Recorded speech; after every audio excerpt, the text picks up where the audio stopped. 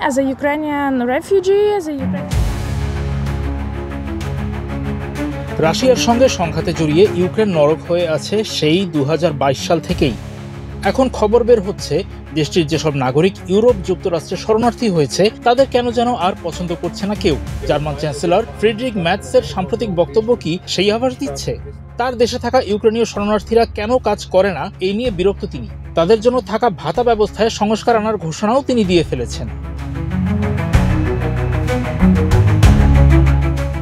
যুক্তরাষ্ট্র সম্ভবত ইউক্রেনীয় শরণার্থীদের বিরুদ্ধে কঠোর হচ্ছে। বিপদে পড়তে যাচ্ছে প্রায় 2 লাখ ইউক্রেনীয়। যুক্তরাষ্ট্রে থাকার আইনি অধিকার হারাতে পারেন তারা। মার্কিন প্রেসিডেন্ট ডোনাল্ড ট্রাম্প ওই সুযোগ বন্ধ করতে চাইছেন। তিনি এমন আভাস দেওয়ার পরই শরণার্থীদের আবেদন নবায়ন প্রায় বন্ধ। মেয়াদ ফুরালে তাদের আটক করা হতে পারে বলে জানিয়েছে রয়টার্স। হঠাৎ সবাই দল বেঁধে ইউক্রেনীয়দের পিছে লেগে গেল কেন? জার্মানিতে আনুমানিক 1.1 মিলিয়ন ইউক্রেনীয় শরণার্থী আছে। তাদের অধিকাংশই কোনো কাজ করেন না, তাদের জীবন ভাতা নির্ভর। ইউরোপীয় ইউনিয়নের মধ্যে জার্মানিতে ইউক্রেনীয় শরণার্থীদের কর্মসংস্থানের হার সবচেয়ে কম, এখনও 30% নিচে। এমনটি গ্রহণযোগ্য নয় বলে মন্তব্য করেছেন চ্যান্সেলর ম্যাটস। তিনি বলেন, আরো বেশি ইউক্রেনীয় নাগরিকের চাকরি খোঁজা উচিত। এক্সট্রিম মশার কয়েল প্ল্যান্ট ফাইবার দিয়ে তৈরি, ডেঙ্গু চিকুনগুনিয়া বাহি সহ যে কোনো মশার বিরুদ্ধে দেয় এক্সট্রিম সুরক্ষা।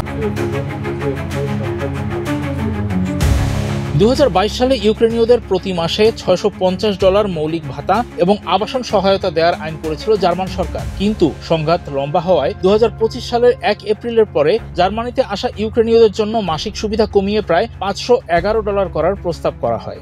জার্মান নাগরিকদের জন্য সংরক্ষিত নাগরিক ভাতার ওপর কর্মক্ষম ইউক্রেনীয়দের নির্ভর করা উচিত নয় বলেছেন ম্যাটস।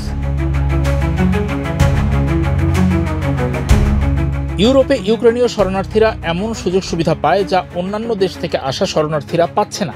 বিষয়টির বিরুদ্ধে সমালোচকদের মধ্যে রয়েছেন বাভারিয়ার মন্ত্রী রাষ্ট্রপতি মার্কাস সোয়েডার। পোল্যান্ডের রাষ্ট্রপতি ক্যারল নরকিও সম্প্রতি বলেছেন, ইউক্রেনীয়দের বাড়তি সুবিধা দেওয়া বন্ধ করা উচিত। ওই দেশটিও ইউক্রেনের শরণার্থীদের আরেকটি প্রধান গন্তব্য। সেনার অভাবে সম্মুখ সারিতে রাশিয়ার সামনে মুখ থুবড়ে পড়ছে ইউক্রেন। এবার কি শরণার্থীদের ধরে ধরে লড়াই করতে পাঠানো হবে? ম্যাটসের কথা থেকে তো সেই সূত্রই মিলছে। তিনি বলেছেন, ইউক্রেন যখন যুদ্ধক্ষেত্রে জনবলের অভাবে ধুঁকছে তখন লড়াই করতে সক্ষম দেশটির পুরুষেরা দেশ ছেড়ে পালাচ্ছে। তিনি ইউক্রেনের নেতা ভলোদিমির জেলেনস্কিকেও দেখতে বলেছেন, ইউক্রেনীয় তরুণরা যেন নিজ দেশেই থাকে। জার্মানির চেয়ে তাদের সেখানেই বেশি প্রয়োজন। সংবাদ মাধ্যম এনবিসির খবর দেখে মনে হচ্ছে সংঘাত আরো লম্বা করার জোর চেষ্টা চালাচ্ছেন জেলেনস্কি। তাকে সাহায্য করছে ইউরোপ। ট্রাম্প প্রশাসনেও একটি পক্ষ ইউক্রেনকে আপোষ করতে চাপ দেওয়ার চেষ্টা করছে, আরেক পক্ষ বিশ্বাস করে রাশিয়ার উপর চাপ দিয়েই রাশিয়া ইউক্রেন সংঘাতের সমাধান করা যেতে পারে। এমন মানবিক সংকট নিয়েও এরকম জটিলতা চলছে। শরণার্থীদের যুদ্ধে পাঠানোর তৎপরতা কিসের ইঙ্গিত? সংঘাত কি আরো লম্বা হবে?